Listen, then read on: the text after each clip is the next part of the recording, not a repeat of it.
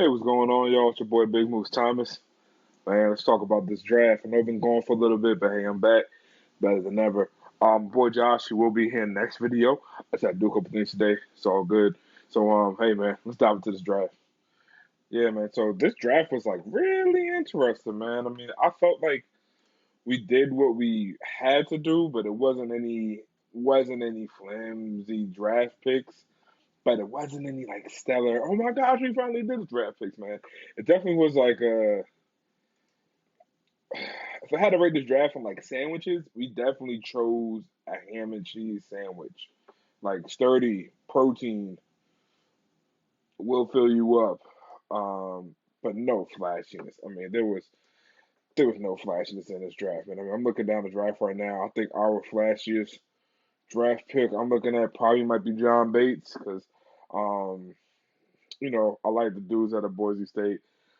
Excuse me, it might be something about that field that I like. I don't know. I don't know. Something about Boise State when someone comes out there. I'm always like, hey, let's see what they can do. Um, but yeah, like I like his size at the draft end. Like said that draft end at the tight end. Like I definitely think we can get something out of him. But that's like the flashiest pick I think we had. I mean, Jamin Davis was like great pick for a really great defense. And I understand, like, we go for what's best, what we think will be the most long term decision. But I think I might have flipped those picks around with one and two. I might have went O line first. I would have been linebacker second. Because like that O line is what we really need, man. I mean, don't get me wrong, we were still decent in our O line last season, but like, we want to actually like go for the future, we do need to like re-solidify that O line. I want that 2012 O line back. If we can get that back, if we can get that 2012 O line, great, great. Speaking about that, 2012, Kyle Shanahan, very interesting the way he handled that draft, and I actually did like that. Again, I'm not going to harp on the past or whatever, but hey, man, I'm glad he's doing well, and no bad blood between us and Kyle Shanahan. But Samuel Cosme, man, that's like great guy. Doesn't pull too much. He can get to the secondary when need be, but I think he'd be the perfect fit for if we're looking for a pocket passer, which is what we currently have, and I think that's what we're probably going to go for. So like that'll be good. Benjamin St. Juice, you know what I mean? Like I just think that pick at corner, like we could have definitely went for a quarterback, but it's all good. I know we didn't, but like I would have liked to develop somebody at that point. But when I look to develop, I don't think so. It's really looking like we're looking to buy a quarterback. That's how it's looking. We've been burned several times, I know. Um, yeah, I think Snyder's seen the most success we've had at quarterback so far was purchasing a quarterback. I mean, we got Alex Smith, and that was pretty decent.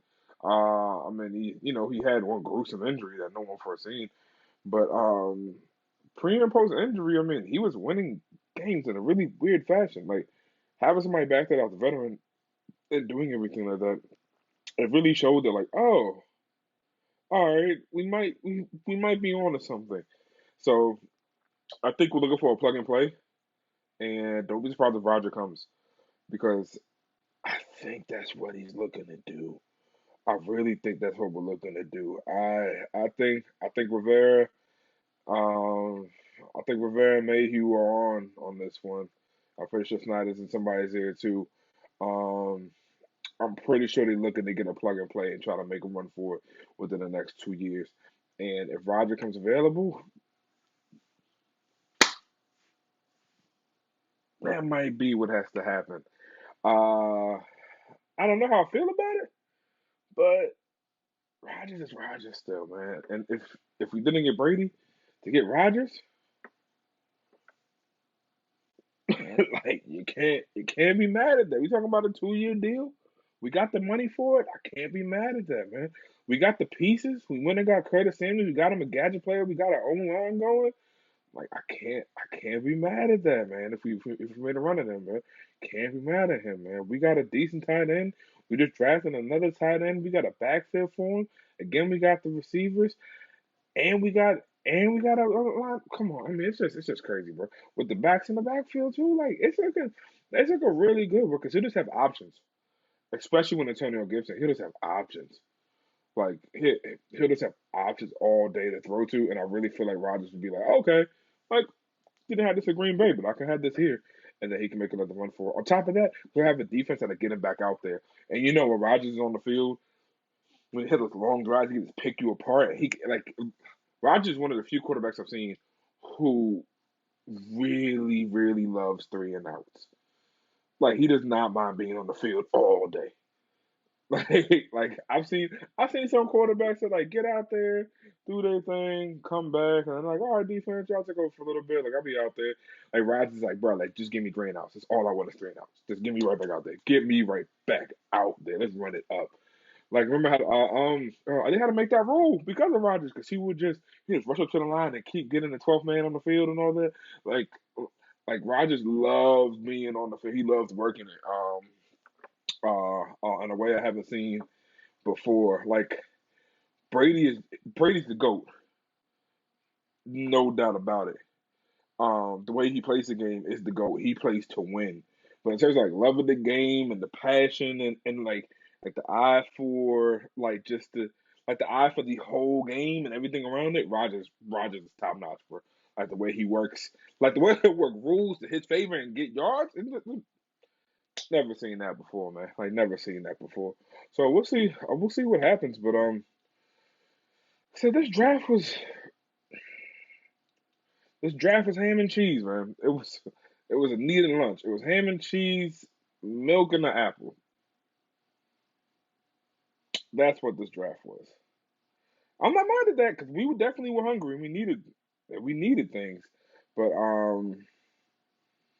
this wasn't that prime steak I thought we were going to go for, which I understand.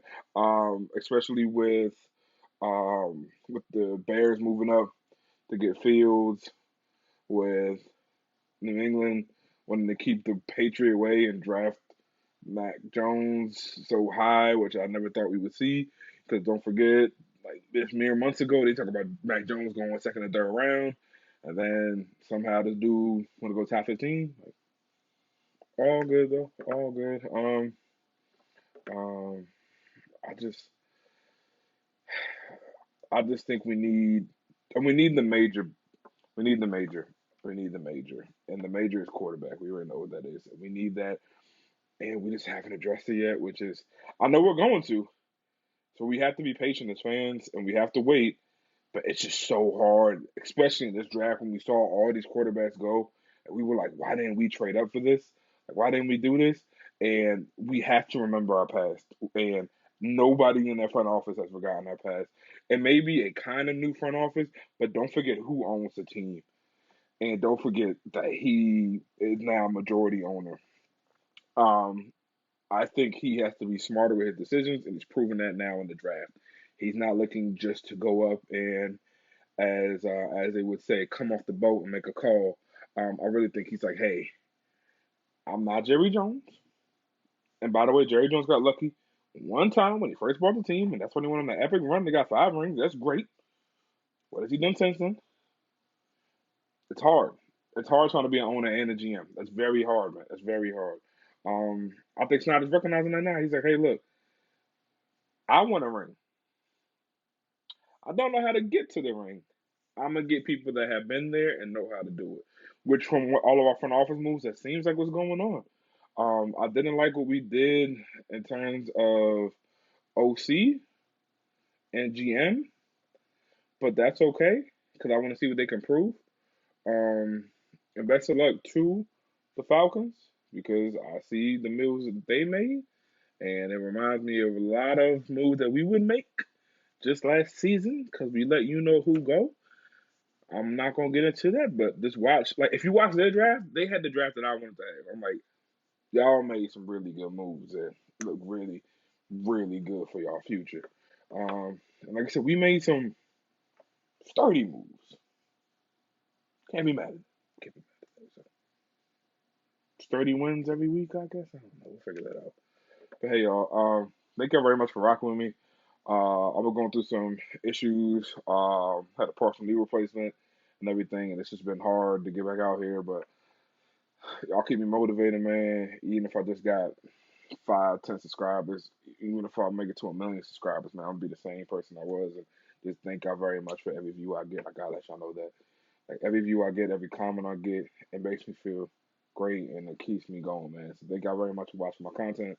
Again, you can follow me on Twitter, Instagram, TikTok, and of course here, like and subscribe at Big Moves Thomas, man. I'm out. Thank y'all. Peace.